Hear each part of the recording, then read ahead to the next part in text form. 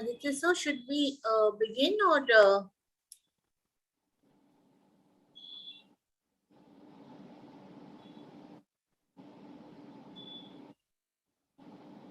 Aditya, sir? Yes, it's good to go, I think. We should start. Okay.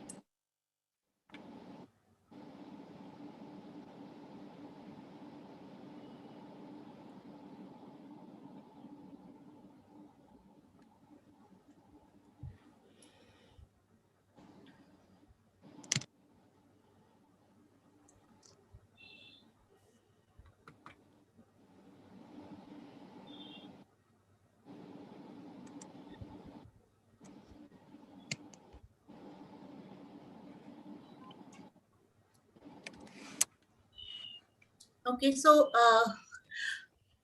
we start, right? Aditya, sir? Do I have to? Yes, please. Hello, everyone. My name is Mitali. I'm a faculty member with the Manavreshna International Institute of Research and Studies, which was it's formerly known as the Manavreshna International University. It's a little bit about our university. It's a NAC accredited A grade deemed to be university. It's located in Faridabad, Haryana. It caters to students not only from India, also from neighboring countries, and offers courses in engineering, business studies, law, hotel management, humanities, and the like. And the media faculty of media studies and humanities, where I teach, it's a robust part of the MRIIRS. It offers courses right from the undergraduate level to PhD in mass communications and English literature. As part of our efforts to bridge the industry-academia interface, we organize a number of activities like seminars, conferences, and panel discussions. And as part of this, we are starting a new series of lectures with international experts from diverse fields of mass communication. And for the inaugural segment of the international lecture series, we have Professor Naren Chitty. Hello, sir. Welcome to our program. Hello. Hi. So Professor Chitty is the inaugural director of the Soft Power Analysis Resource Center, SPARC, at the Faculty of Arts, Macquarie University, Australia. And he is the founding editor of the Journal of International Communications, which is now in the 27th year. He is also the series editor of Anthem Studies in Soft Power and Public Diplomacy that was launched in 2018. Professor Chitty began his career as an academic in 1989. He's introduced master's, doctoral, and undergraduate degrees in international communications at the Macquarie University. So he, prior to joining this university, Professor Chitty had a very distinguished career as a diplomat in Washington, D.C. He was a policy planner in the area of national television and deputy director of an NGO in community development. He was also a director of independent television network in Colombo, and in fact started off as a UNDP young professional in a perspective planning program in a Ministry of Planning and Economic Affairs. His profile is so long, I can go on and on about it. It's really a pleasure, sir, that you're here with us. And a little bit about your academic profile. He has a PhD in international relations and has an MA in international communications, both from the School of International Service of the American University in Washington. His undergraduate studies in communication, TV, radio, and print production, I mean, I'm sure our students will relate to this, they were completed at the University of Westminster in London.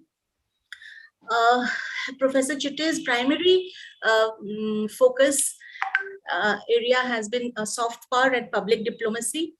And soft power, as Sashi Tharu says, it's not the country with a bigger army that wins, but the country that sells a better story. prevails. So Professor Chitty will be speaking on today's theme is International Communication Future Research Agenda. And before I hand over, before I bring in Professor Chitty in, I would like to specify certain housekeeping rules. Please, everyone, I request everyone to keep your mics muted throughout the lecture, and Professor will be speaking for about 35 to 40 minutes, and then we will have a question answer session after the end of his lecture. And before Professor begins his lecture, I would like to invite our Dean, Dr. Maithili Ganju, to give him the formal welcome. Thank you, Mitali. Namaskar. A very warm welcome to everybody present here. On behalf of the management of Manav Rachna Educational Institute, I would like to welcome Dr. Naren Chitty here, along with all the distinguished listeners who are here for the notes that we are going to be starting off with. This particular series that we start to get today is interesting. As Mitali just said, it's a part of our curriculum, but this particular series is important to us because we are also celebrating the 25th year, the Silver Jubilee of the university this year. And all the departments and all the faculties are, celebrating and trying to bring their power out for the academics to grow. We have had the vision of our patron, who's no more, who always believed in having this university, a private university, in a city like Faridabad, with the aim to reach out not only in the state, but nationally as well as internationally. And we have been having a lot of students who come and learn, especially in media studies, about the changes, the rapid changes that are happening in the field of media, in the field of communication, and so on.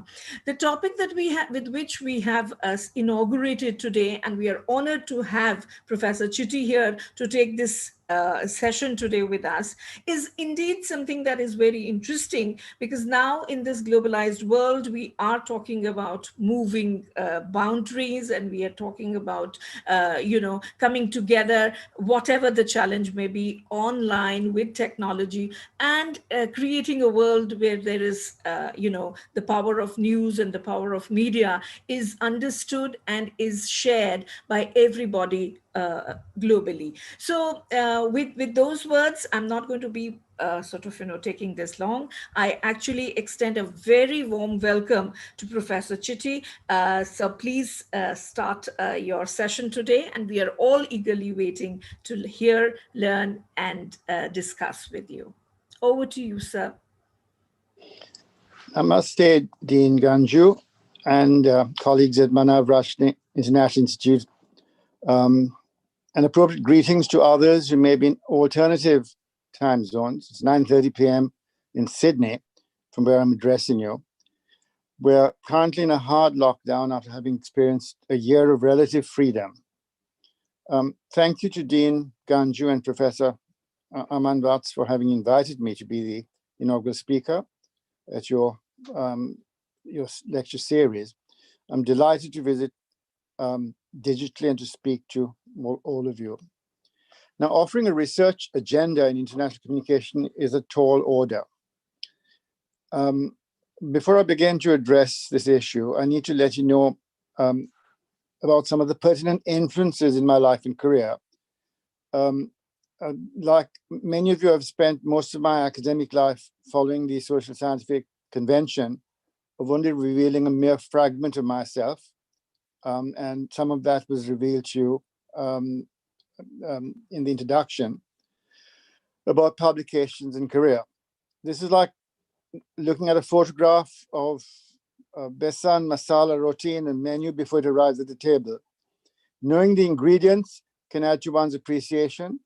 You've seen in my bio sketch that was circulated in advance of this talk some elements of my makeup. but it would be good to share some of the ingredients. Any scholar's perception of a field's research agenda is influenced by multiple factors: international, national, social, familial, and personal. I thought it would be adding a measure of transparency if I shared with you a little more about my life's meanderings, so you might see how my positions have evolved over time and fit in with my the changes and inflections in my theoretical development, because there is the overall background of geopolitics at any time which influences people, and then there are other influences as well.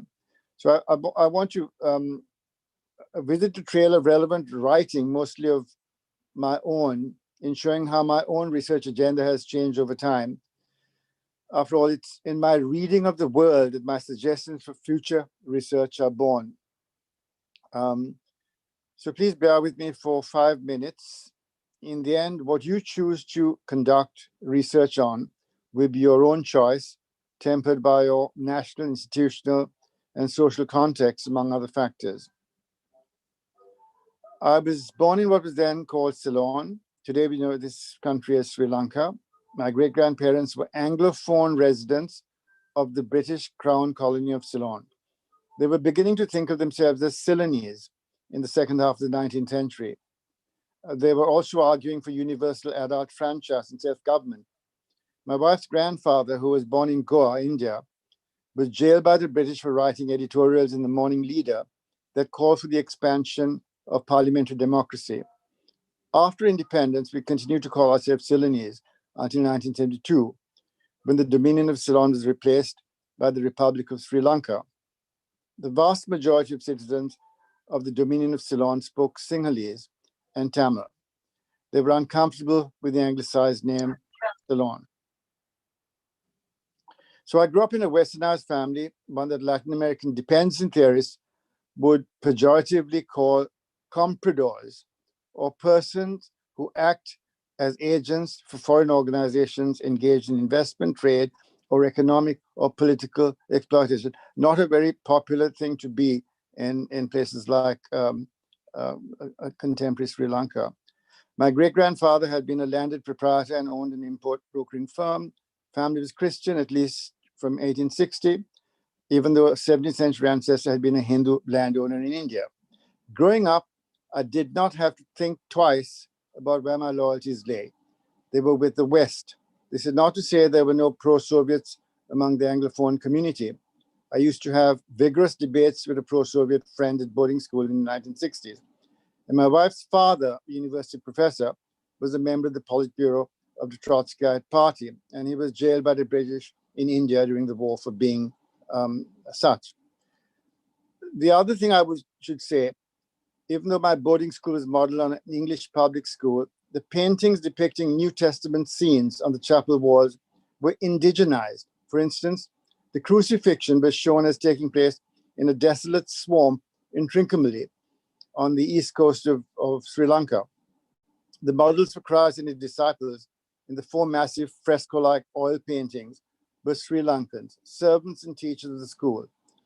You can see the images of the chapel in this painting if you Google Trinity College, Kandy. The chapel was built in the 1930s in the idiom of a royal audience hall of the Kingdom of Kandy.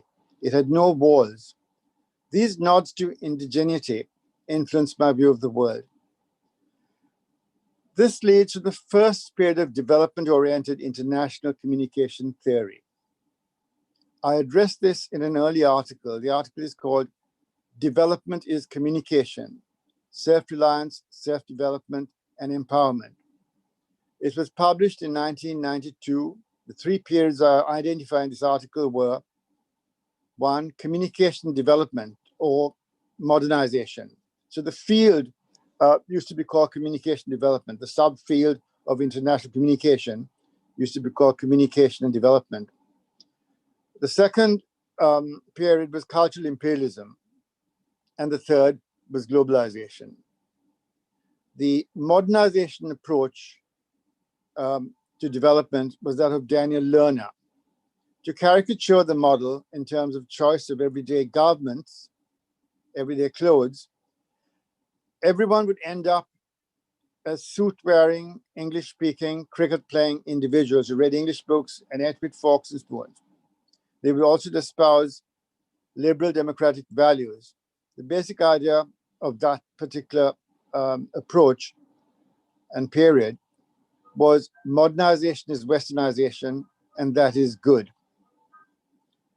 When I started my undergraduate studies in communication in London in the 1970s, I was influenced by the new Republic of Sri Lanka's rhetoric of non-alignment and its policies of import substitution and land reform.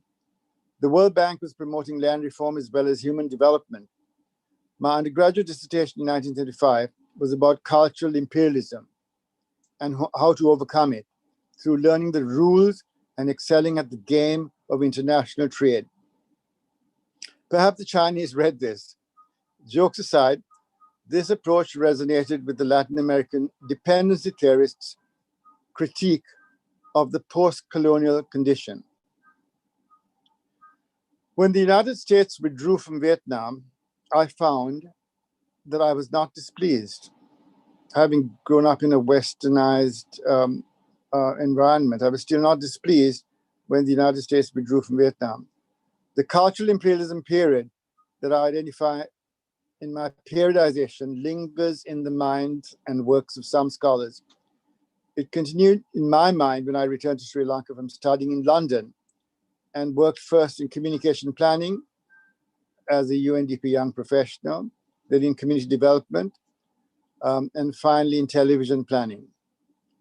The basic idea was that modernization is Westernization, and this is bad.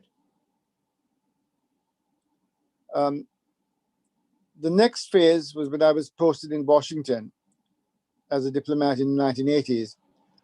The article I referred to, Communication is Development, introduces the notion of globalization to the subfield of communication and development. I now had mixed feelings about modernization and Westernization. The Asian tigers, Taiwan and South Korea and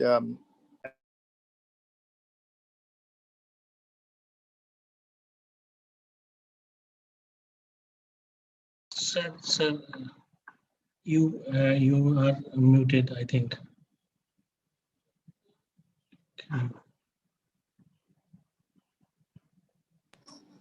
Yes. Was I unmuted right along? Just now. That's why I have hinted. Yes. Okay. You were talking about. I now had mixed feelings about modernization and Westernization. The Asian tigers model was replacing the old Chinese model and would soon influence China. The old Chinese model was the one of a command economy. And that was before the opening up. It was after I migrated to Australia that I began to be influenced by postmodernism in the 1990s. This inhabited globalization well. The postmodern approach to communication and development may be summarized as modernization is what I say it is. And you feel free to mix and match elements from the West and the East and from anywhere else in the world and own the product. By the 21st century, the obsession with modernization seemed to have been replaced by an interest in identity. We had moved away from a Cold War between liberal and communist states to a war on terrorism. Today, the geopolitical framework is that we're now in a new contemporary Cold War between liberal and authoritarian states. Overlying the present is the COVID-19 pandemic. It's in this context that an agenda needs to be discussed for international communication. In an article published in the Journal of International Communication, which we referred to earlier, JIC, I'll call it JIC, I said that international communication was viewed as a useful name for the field, and nation states were seen as having continuing importance. There's a lot of talk about nation states disappearing and transnational corporations becoming the principal actors, but that didn't quite happen. Scholars did not think the field had outgrown the name international communication and that the term global communication would replace it, as was suggested by C.S. Hamelink, the Dutch scholar. This was the finding of the Delphi study that I conducted on behalf of the International Communication section of the International Association for Media and Communication Research. Responses in the study showed a high convergence around the following as subfields, listed in descending order with values ranging from 4.55 to 4.18 out of 5. Band 1 registered 4.5, in descending order there were international journalism, public diplomacy, media and foreign policy, diasporic communication. And band 2 registered 4 to 4.5,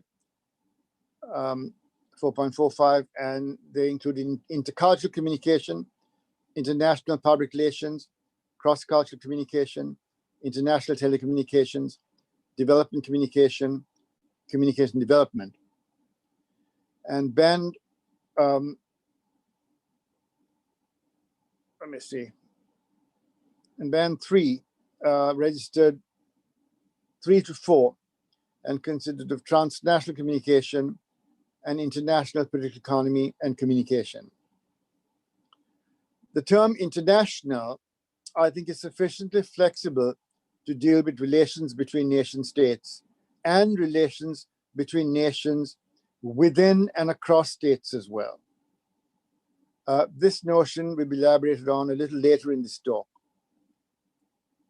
Band 1 and the upper subfields in band 2 represent an emerging character of international communication, and indeed my own research focus. To recap these, they are international journalism, public diplomacy, media and foreign policy, diasporic communication, intercultural communication, international public relations, cross-cultural communication. Some of the other fields, though continuing to be of importance, were more of a focus of interest in international communication in the second half of the 20th century.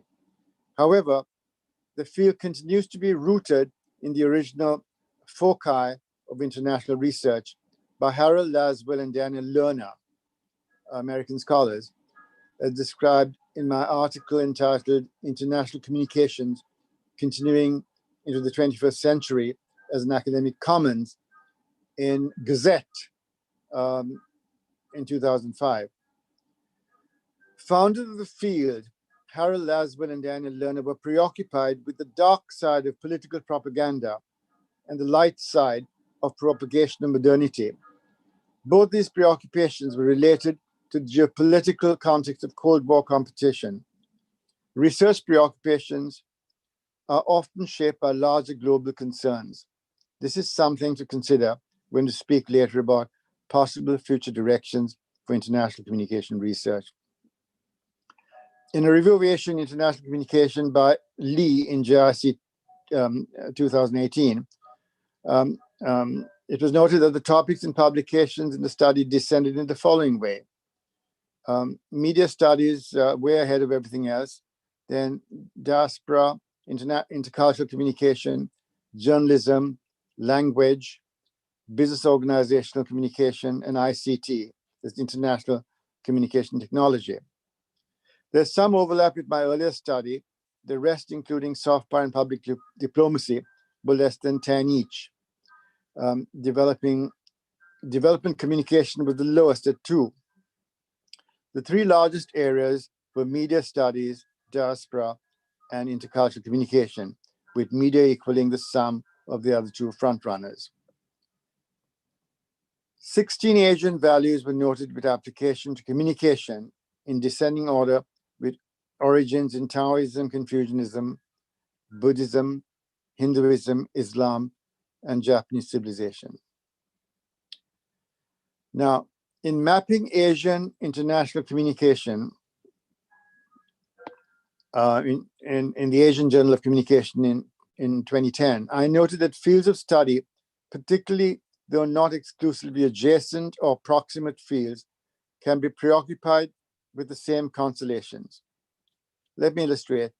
There could be farmers in adjacent fields cultivating rice, jowar, bajra, maize, cotton, jute, sugarcane, sesame, and groundnut for the Kharif season, and wheat, tobacco, pulses, linseed, grapeseed, and mustard for the Rabi season.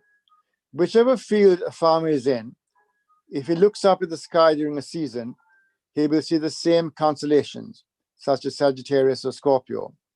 It's much the same with fields of inquiry and topics of research.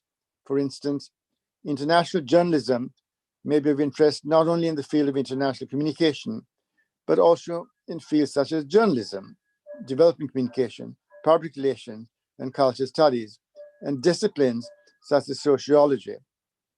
Fields could share several ideational constellations. Example, human rights, environment, soft power, public health, development could be of interest to a lot of fields. I return to the notion of Western cultural influence in my article, Mapping Asian Communication. Critiquing any purist notion of Asian values. While there are values that have evolved over millennia in West, North, Central, South, Southeast, and Northeast Asia, and while one can perhaps find some commonalities, the inheritance of a long history of interactions between Asia and Europe, in my view, is that both civilizational areas are hybrid. Hybrid interactions are not limited to Asia and Europe, but it's my focus here. Indeed, as academics, we're hybrid in many ways, each to different degrees. We might assess our reliance on Western and Asian theory and even the hybridity of Western theory, as theory could be developed by expatriate Asian scholars. Western scholars inspired by Asian philosophy. Now, that Kandyan chapel built on the campus of my school in Kandy in the 1930s was commissioned by a British headmaster who was ahead of his time, and it was designed by a British assistant teacher who had an interest in architecture. So they were hybrid, and the chapel itself was hybrid. In academia, Indian nationals and expatriates have made a great contribution to post-colonial studies, a perspective that has influenced many international scholars. Post-colonial studies show signs of influence from Latin American dependency theory. Members of non-Western migrant communities living in the West have significantly influenced Western theory. Among them are the Jamaican-born Briton, Stuart Hall, who dreamt up culture studies, the Algerian Derrida, who constructed deconstruction, the Palestine-born American Edward Said, who crafted Orientalism, the Indian-born US-based Gayatri Spivak, who influenced post-colonial studies, the Iranian-born American Hamid Maulana, who contributed to the growth of international communication. In mapping Asian international communication, I noted 4 broad responses to the objective condition of Western cultural influence. These are cultural imperialism critiques, exceptionalist protestations, heritage mining, and multicultural prescriptions. Cultural imperialism critiques included dependencia, or Latin American dependency theory, and post-colonial critiques. Also would include Edward Said's work. Exceptionalist protestations included Asian thought, the kinds of ideas which came out of Singapore. Heritage mining is a dipping into classical thought of a civilization. I too did such dipping in my PhD thesis entitled Framing South Asian Regional Transformation. This was an international relations and international communication thesis. My PhD supervisor, Professor Nicholas Onaf, who introduced a constructivist approach to international relations, complained that there was nothing Asian in my thesis. So I went back to the drawing board. I read Kautilya and Hindu mythology.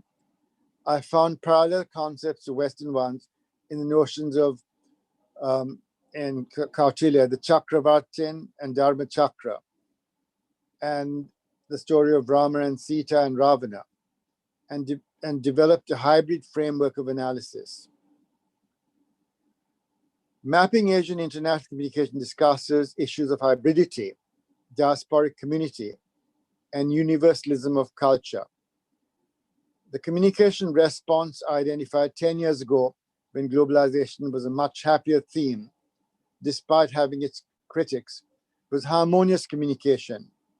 I said at this time that among the key forces that would shape Asian international communication would be the following: the search for a harmonious model of multiple Eurasian futures, promotion by China of a Confucianized soft power approach, and interaction between Asian heritage thought and new Western social theory, giving rise to new developments.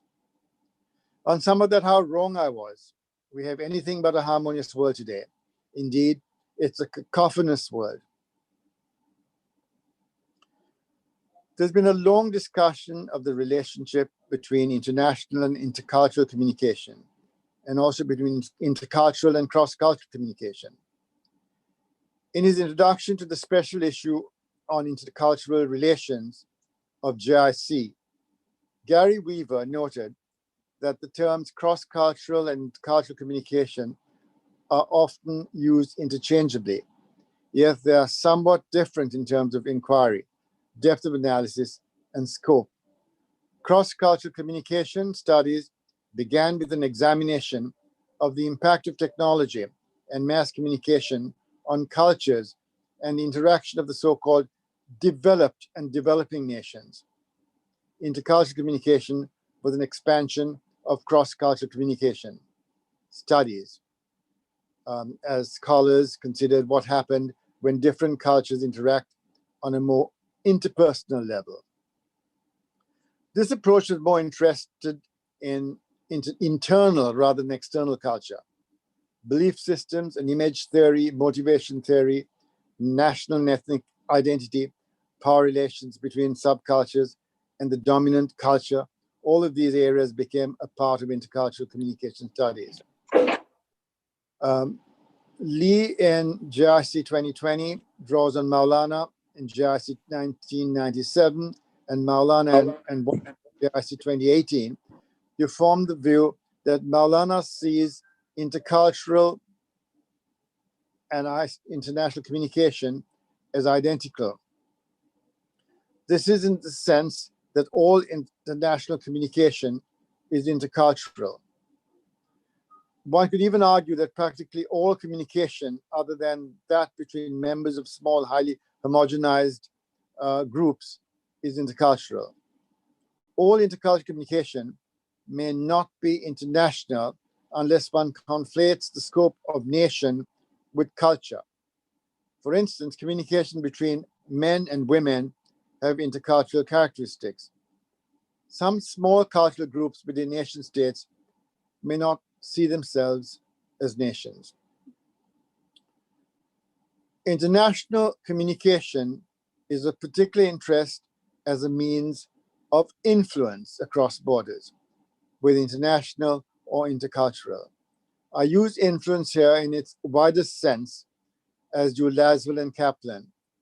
Laswell and Kaplan see power as a special case of influence, one where there is an intention to influence.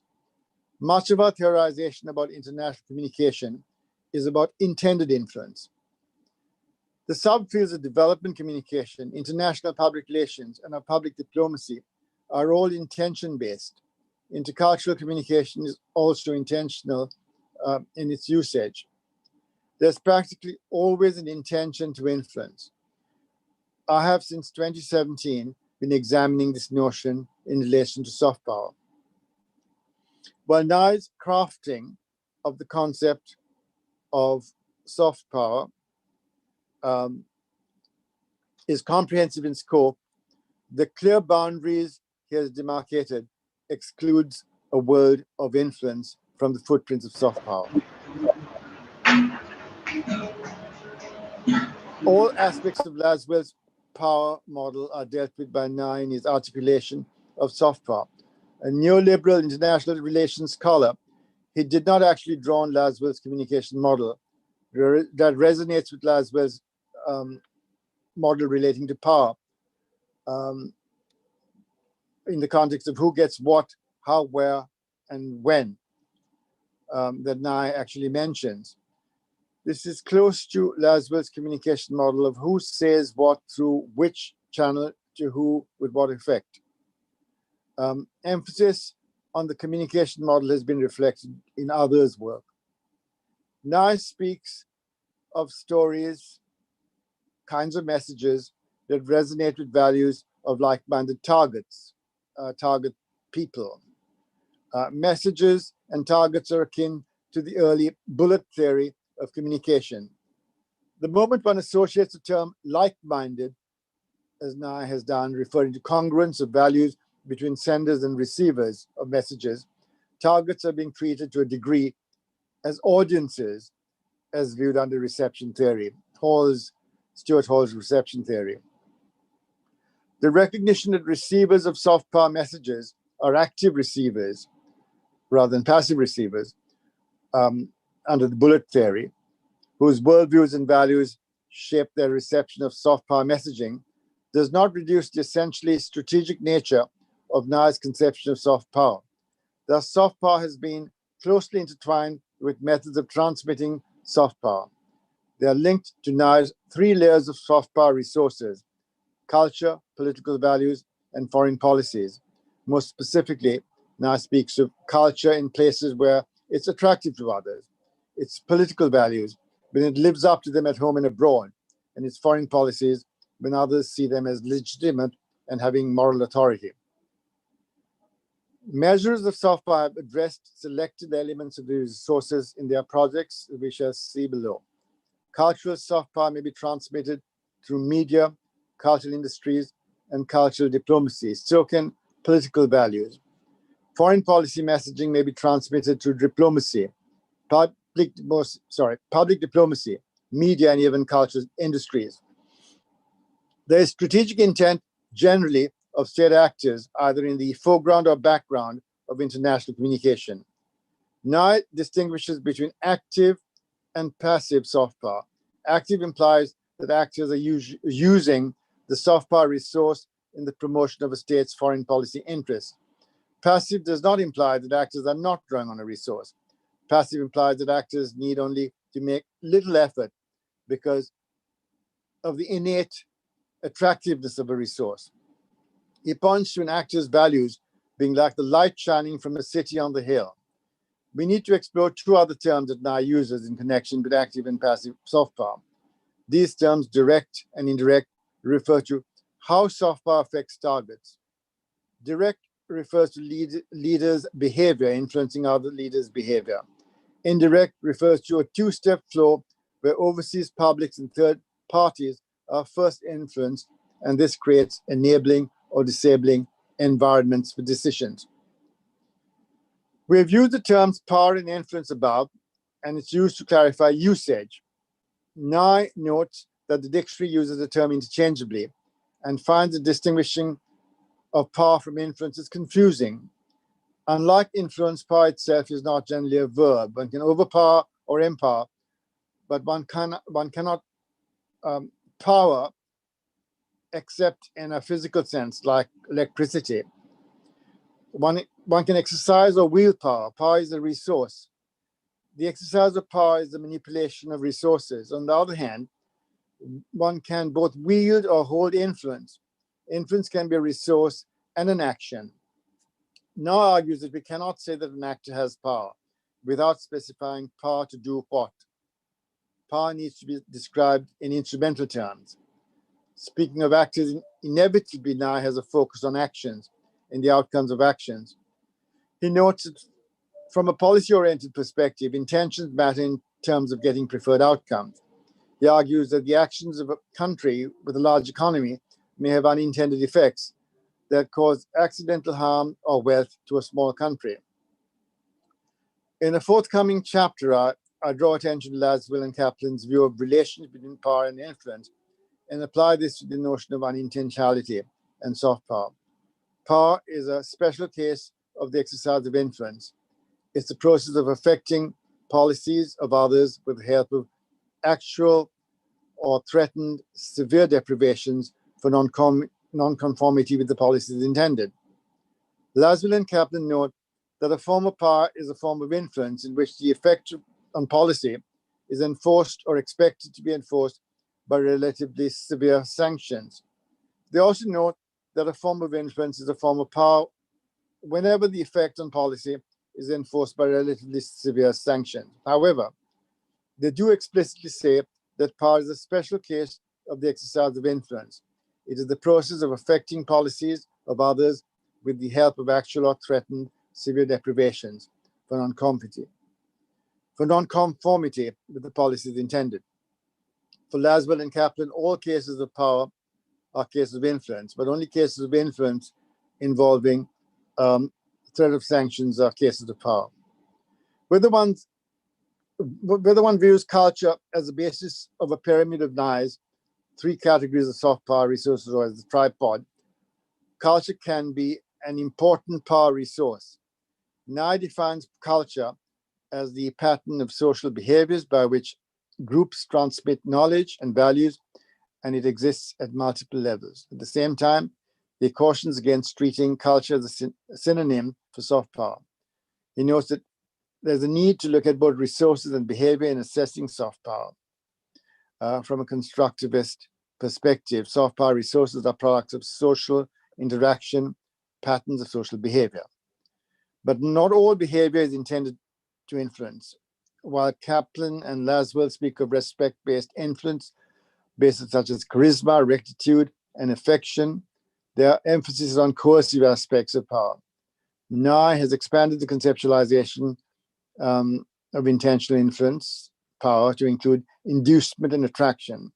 I first linked unintended influence with passive soft power and later noted, following Laswell and Kaplan, that it could not be considered a form of soft power if power denotes intention.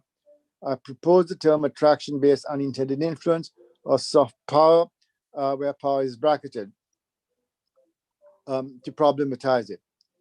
Attractive behavior and resources that were not generated with the intention of influencing the foreign policy arena or have not been drawn into strategic schemes are not mapped by soft power measurement projects to measure soft power, and nor should they be. But they could be mapped by schemes that look at soft power and soft power, where the second one is bracketed and is problematized. I have spoken a fair amount about influence, intended and unintended. Indeed, much of the scholarly discourse on communication within the form of rhetoric, strategic communication, journalism, persuasion, soft power, has been about intended influence. Jürgen Habermas to discuss communication intent, though his prescribed way was to engage in dialogue that was not invested with intent to influence. His prescription was that one should listen and share information. So I was asked to provide a research agenda for international communication, and I hope in some of what I've said, you find ideas for your own agenda. Having said what I have said, I can say a few words about my research agenda and what it might mean in an Indian context. I don't propose to provide a list of topics with an intent to influence. As you would have noticed, I'm interested in intercultural relations, unintended influence. My current research seeks to study intercultural relations between communities within Australia as well as across national borders. National borders are not easy to define given the wide prevalence of digitally connected communities. A current research project being designed by me and some colleagues looks at flows of international intercultural relations. Intercultural relations are best conceived of as cultural relations in the public sphere, outside the control of governments, whether those of nation states or of subnational states in the federal system, or various levels of provincial and local government in systems which are more unitary and not federal. In a country like India, there are hosts of cultures at subnational level, with flows of intercultural relations transpiring between them digitally and in other ways. This richness that is, the diversity of India's population, offers fertile ground for examination of intercultural relations, flows, and the nature of influence. Now it's time for me to hear what you think, and we can discuss some ideas for your research agenda. Thank you. Thank you so much, sir. Now I would like to open the field for questions. If anybody, it was indeed a very stimulating lecture. We really went deep into gave us a clear idea about what for many of our students who are just beginning their journalism studies now, I'm sure they must have found it very interesting and encouraging to read more about this field. I would like to open the field now for questions. If anybody wants to ask any questions to Professor Chitty, they can unmute themselves and ask directly. Or if that's a problem, we can always take the questions on the chat.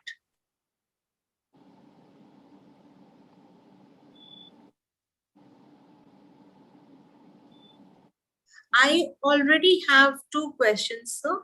I have received with our forms, we had left a space for questions. So somebody has already written there. The question is, what could you foretell about the global public diplomacy from now to next couple of years? And what is your suggestions for the public diplomacy practitioners?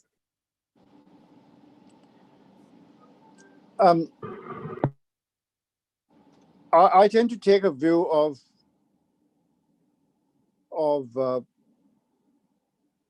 public diplomacy that the less governments have to do with it, the better. I take a view that it's the values and the behavior of ordinary people and their culture that is the strongest, offers the strongest soft power. Like if you take India, for instance, thousands and thousands of people visit India and spend time learning about the culture, learning about the religion, learning about behavior, because they're attracted to the culture of India and the people of India. And government has very little to do with that. I feel that when governments get involved in public diplomacy, and they have to, because they have got to deal with certain special groups and influence them in some way, but it does not end up very often with the growth of soft power. It may public diplomacy may achieve certain ends with certain communities, but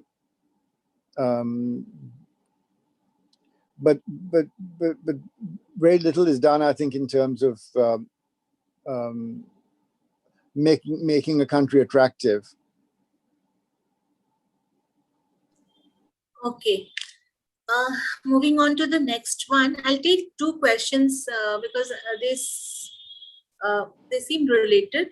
What is the research scope of intercultural communication on in an international frame? And there is another question on scope of research. It is on what is the scope of research on the association between migration and communication? what's the connection between migration and communication? Yeah. Scope of research. They're asking about scope of research. One was on intercultural communication in an international scenario, and also, and the second one is on the association between migration and communication. So if you look at Australian migration, in the first period,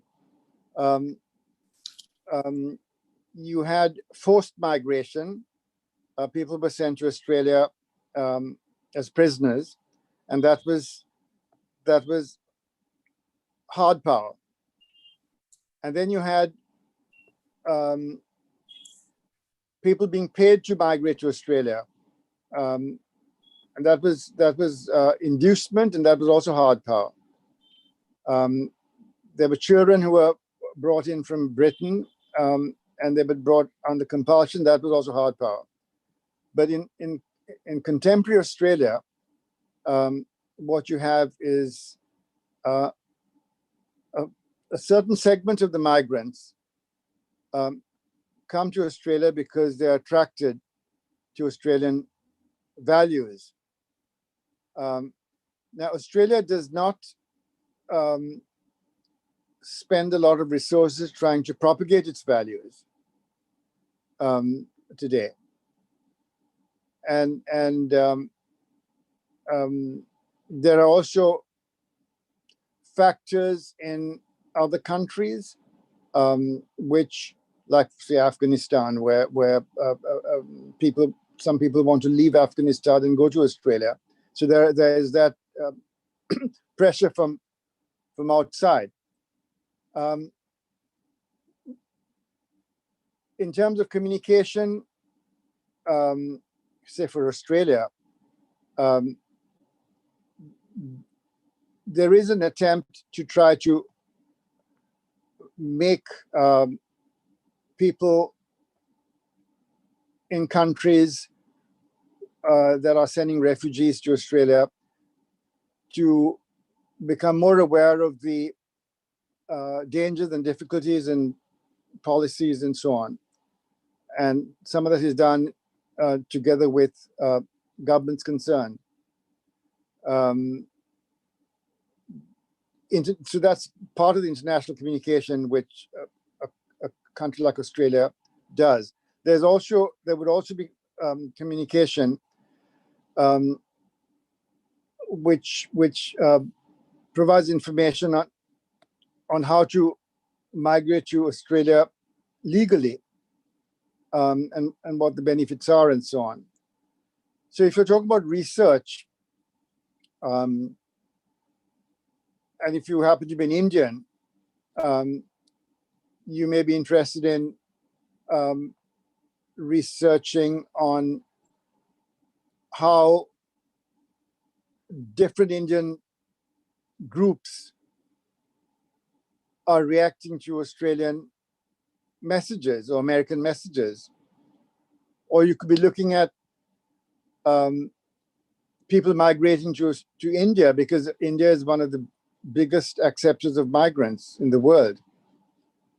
You can be looking at what India's communication is with the neighboring countries, and in terms of migration. But you can also be looking at communication issues within migrant communities in India or within Australia. You can be looking at the Indian migrant community or diaspora in Australia or America or Britain, or how they communicate with each other internationally, across borders. So a lot of different areas that you could be looking at. Okay, there's a question from the head of the department, Dr. Aman Vats. He is asking, sir, with the fast internet becoming a reality, do you think that it could affect the collaborative research at global level?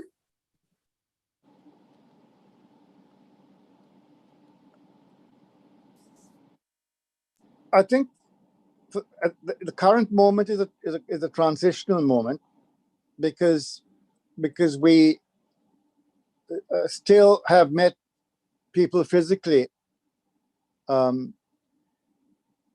ones that we continue to do research with. They're people we've met before.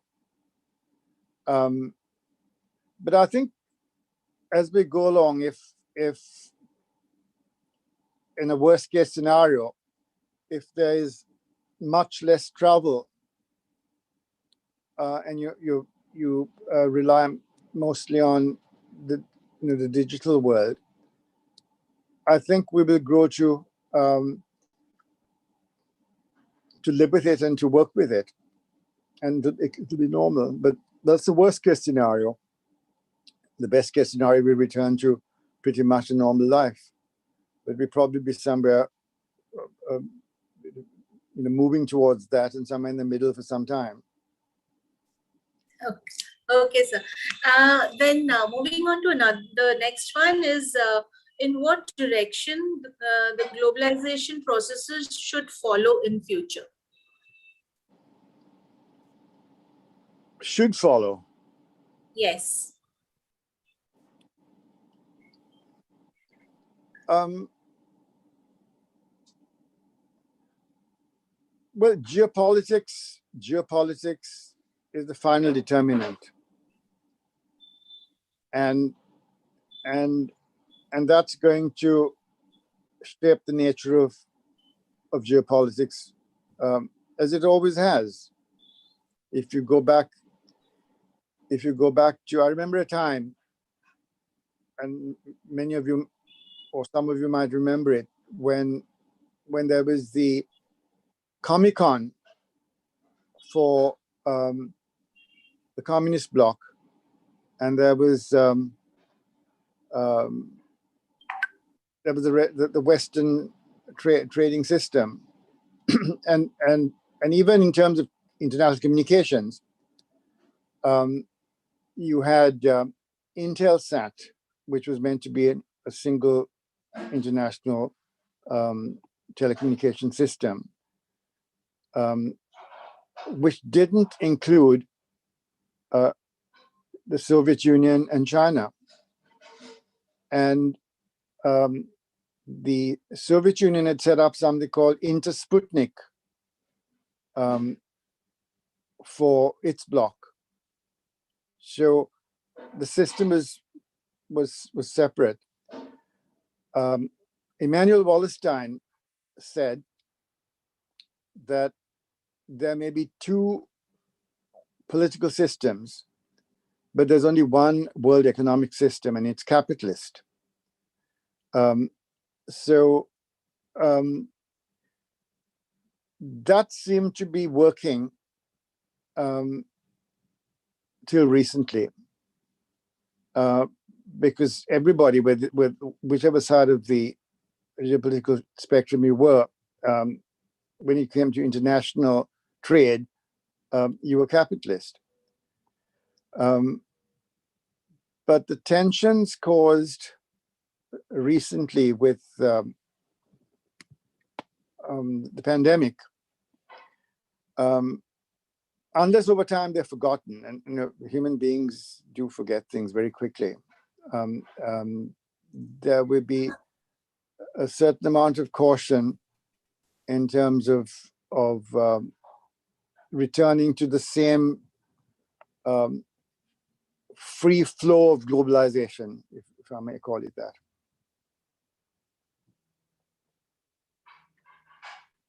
What it should be. No, what I like the perfect. Sorry. When you say what it should be, I think, like John Kennedy, idealist without illusions, which is another way of saying that you're partly a realist.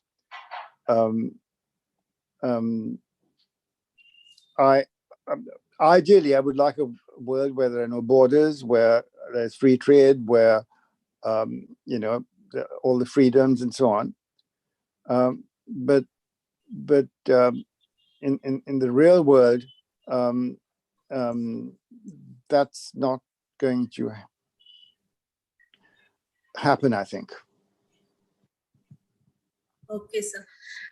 There is a post from Dr. Vidhu Bhushan Das. Says it was a great talk, Professor Chitty, and he has two concerns. One is how do you look at Bollywood as soft power from an Australian perspective? And then second question is recently there was news in India that Western media creates a negative image of India during the pandemic. What should be the role of Indian media in this context, and should it take a pro-state stand and not question the state power, even if it is required? Well, Western media makes everything negative. That's. I mean, even in Sydney, when they're reporting what's happening here, the media seems to be more interested in all the negative aspects of the story, and not seeking to play a role in sort of getting people to have their vaccinations and wear masks and so on. They'd much rather emphasize the differences of opinion and the conflicts and who was wrong and so on. So that's normal. It's the Western media does that to its own governments as well.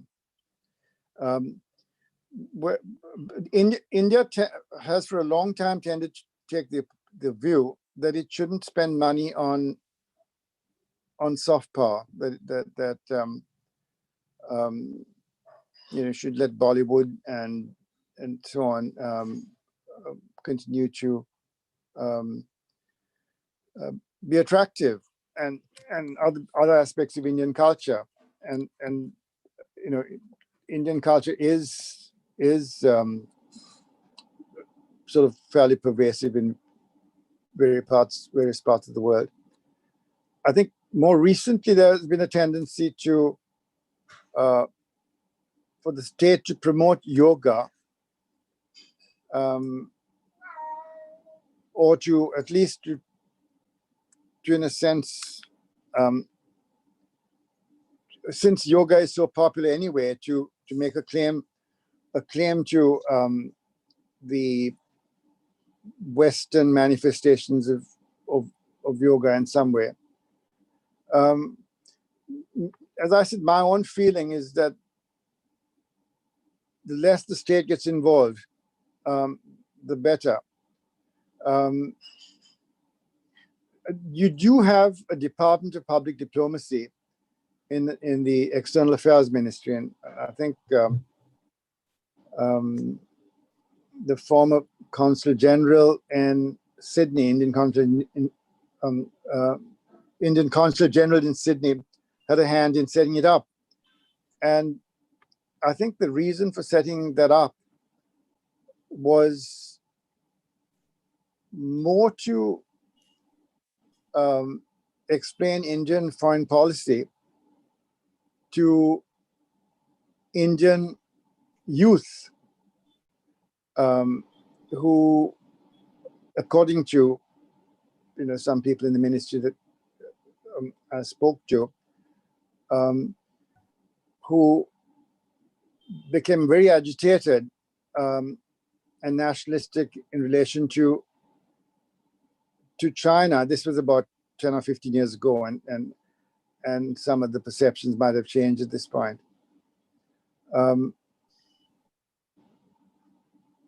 Have I addressed your question, or do you want to? So there are questions and more, and I don't think we have the time to take all these up. But I see a raised hand from Til Ghale. Can you please unmute yourself and ask the question if you want? I see Til Ghale, BDR Ghale. Yes, ma'am. Sorry, ma'am. It's my mistake, ma'am. Okay, fine. So there is another one. They are asking you, US is considered to be having immense soft power and hard power capabilities. Still, they fail to make any favoring impact in countries like Afghanistan. What could be the hindering factors?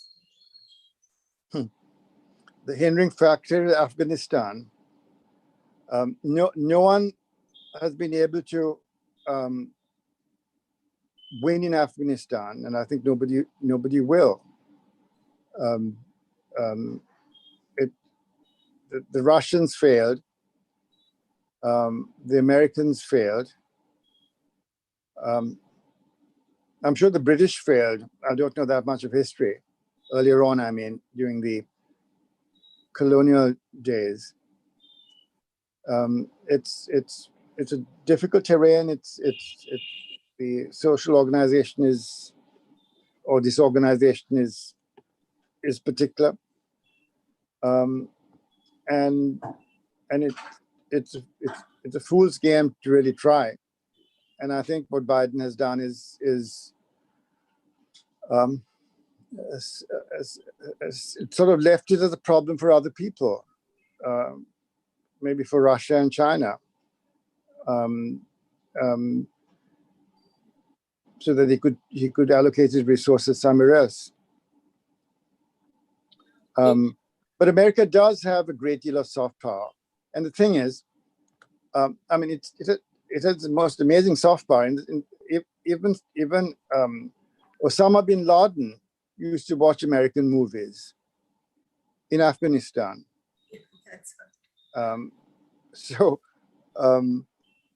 even if one doesn't like American foreign policy, and half of Australians, in terms of the research which is done, tend to disagree with American foreign policy, as do half of the Americans. But at the same time, Australians love American culture, and actually they think of American culture as being their own quite often. I remember when I first started teaching in Australia, there was this young Australian girl who was talking about McDonald's as an Australian company, and I pointed out it's American, and she couldn't sort of follow that because she just thought it was Australian. Oh, that's okay. I would, though we have questions, there's a message from Ellie. Hi, Naren, thanks very much for the talk. How would you evaluate the performance of countries like Australia, China, India in terms of the response to COVID so far? For instance, the measures of restraining the mobility of people, the efficiency and measures of testing, mask, vax diplomacy. Do you see any soft power or soft elements in states? What was the last line? May I request, somebody's mic is unmuted. Please mute your mics. Yeah, do you see any soft power or soft elements in states' behavior?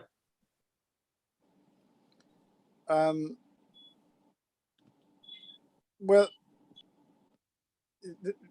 there's the soft power in relation to the domestic population.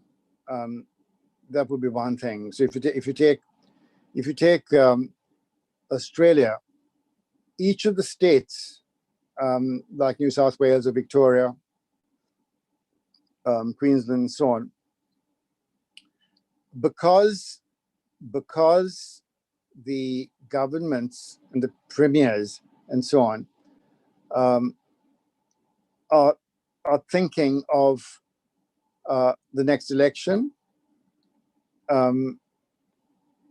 they have to be concerned about different shades of public opinion.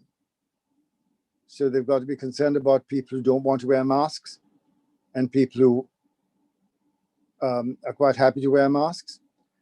So it becomes difficult for them to impose sort of a hard lockdown immediately.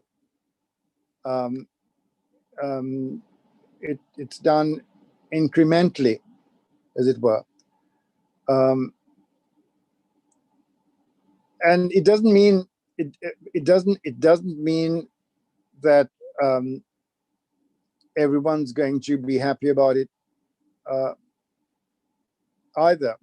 So it's a very sort of tenuous thing.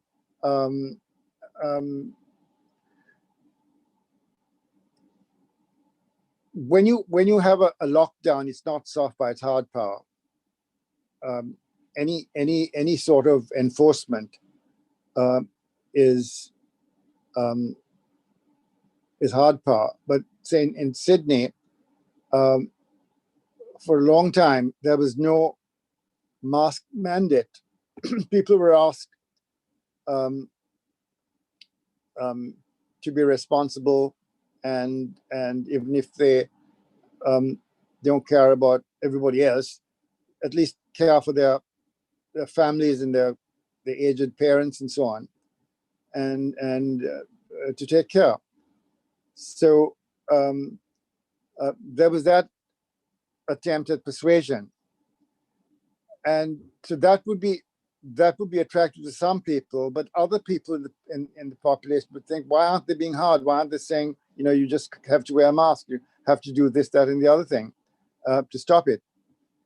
So in a country like China, it's a lot easier to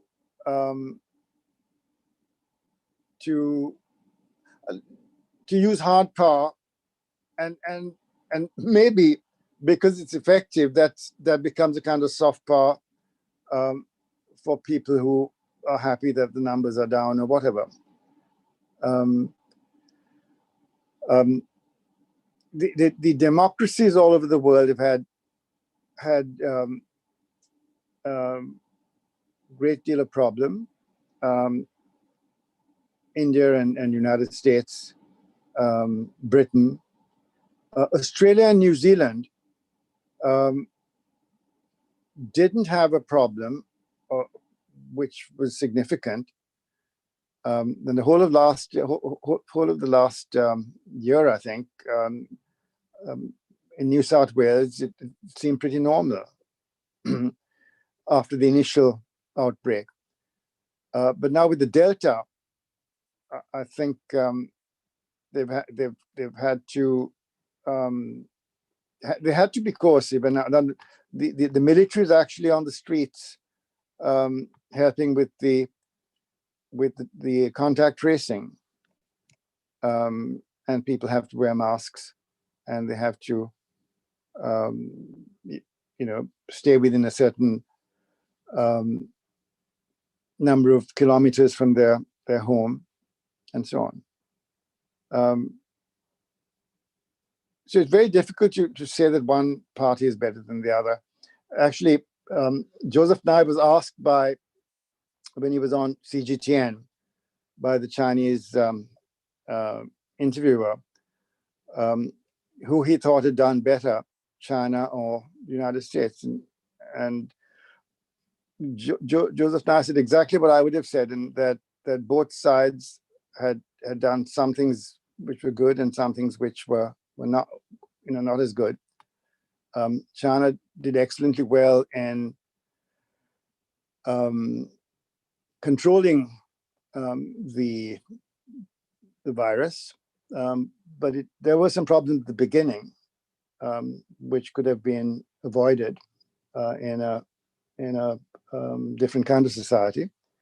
And the United States were hopelessly unprepared, and the federal system made it very difficult to have a unified policy. But they did come up with vaccinations, really good vaccinations, very quickly, and that was part of the genius of the system. So you can't say one side is better than the other.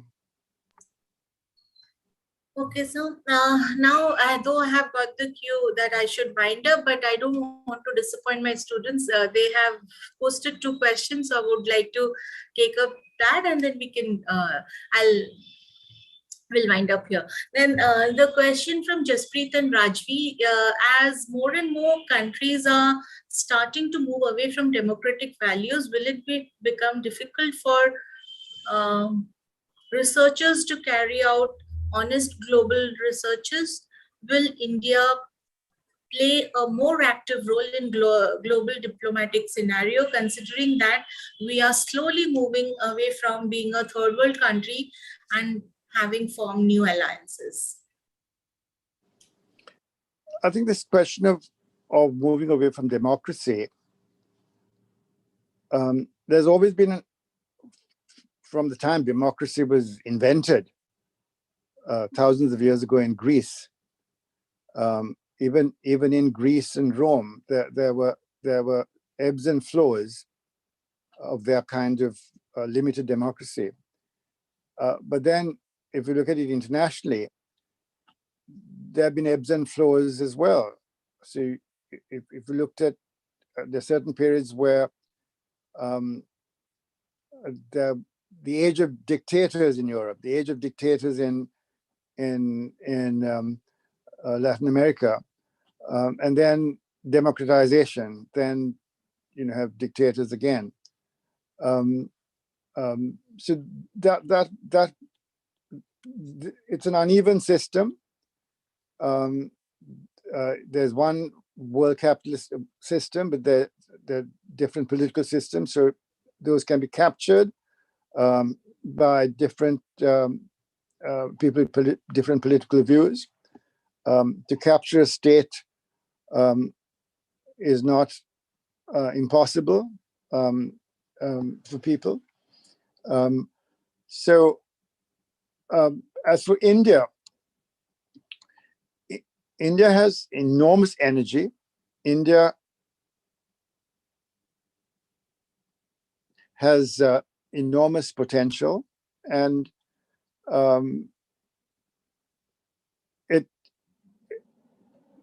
it needs to, I guess, find its place in the world. It's not quite sure of where it should be. There are some questions within the country, different, because democracy, there are different ways of looking at things. So it needs to find a place, its place in the world. It has a giant neighbor, but it's a giant as well. It's going to be a bigger giant than its neighbor in the next 50 years. So that relationship is very important. I've always advocated a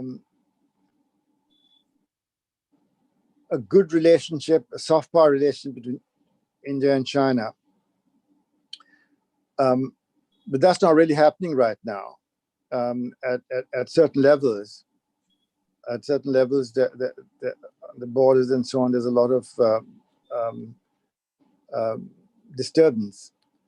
At certain levels, there is a certain amount of dialogue, and geopolitically, there are issues as well in terms of soft alliances. So India doesn't have to be anybody's deputy sheriff, whether it's the United States or China or whatever. India needs to be its own sheriff. Yeah. Yeah. Okay, sir. Thank you so much. I hope you too enjoyed talking to us. And in fact, I would like to request Dr. Aman Butts, our head of department, to give a formal vote of thanks. Professor Chitty, it was really nice listening to you, sir. I'm quite sure, with your deliberations, the kind of insightful ideas that I have got, other attendees must have also relished and enjoyed them, and maybe it would have triggered the same kind of response in them as well. I just wish and I feel that if we could have more of such interactions, I'm very sure we all would end up learning a lot from your experience and the kind of variety of research that you have been doing in your career. Thank you very much, sir, for accepting to be our inaugural speaker for this international lecture series. And I hope that we'll be able to continue on this series, and I'm very sure that very soon we'll be able to request you to have a detailed interaction, maybe a classroom session with our students, so that their questions could be taken up in a more, I would say, elaborate manner. Thank you very much for your time, sir. And Thank you very much. I would have liked to have heard your students' ideas so another time. But thank you very much. Yes. Thank you, sir. And I'm grateful to all the attendees also for joining us for this session. I'm quite sure that we'll keep on posting the forthcoming lectures also, and we'll have your participation similarly in them as well. Thank you very much. Thanks again, Chitty, sir. Thank you so much, Thank you. everyone.